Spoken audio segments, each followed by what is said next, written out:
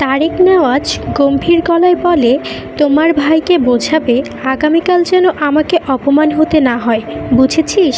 শুদ্ধ মাথা নাড়ল, মানে বুঝেছে, কিন্তু সে কি বোঝাবে সেটাই তো বুঝল না।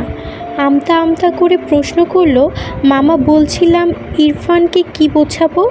তারেক নেওয়াজ যেতে যেতে বলল, আগামীকাল তোমাদের গ্রামের এক মেয়ের সাথে ইরফানের বিয়ে। শুদ্ধ মুখ গোল করে বলল, ও, এইবার বুঝেছি ব্যাপার। বাপ বেটা এই নিয়ে ঝামেলা করছে। বাপ বেটাকে বিয়ে করাবে, কিন্তু বেটার তো বিয়ে করার স্বাদ নেই। বাপটা বোঝে না। দুজনেরই এই এক গোয়ালের গরু, দুজনের রাগ জেদ সমান সমান। বাপ বলেছে বিয়ে দেবে মানে দেবেই, বেটা বলেছে বিয়ে করবে না মানে করবে না। তাহলে জিতবেটাকে? একটু থেমে গভীর ভাবনা নিয়ে বলল, মামা আমাকে বোঝাতে বলে গেল, ট্রিক্স তো বলে গেল না।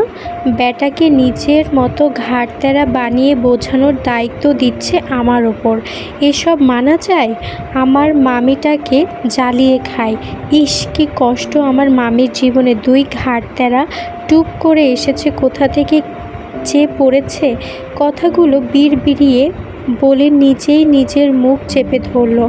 আজ এত বেফাঁস কথা বের হচ্ছে কেন তার মুখ দিয়ে?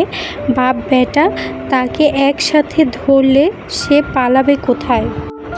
স্কুল থেকে এইচএসসি অ্যাডমিট নিয়ে বাড়ি ফেরার পথে হঠাৎ রাস্তায় ওপাশে ফুচকা চটপটির দোকান চোখে পড়ল মাইরার। অনেক দিন পর এই বুড়ো দাদুকে দেখল। কোথায় হারিয়ে গিয়েছিল কে জানে। যদিও তার স্কুলে আসা হয় না।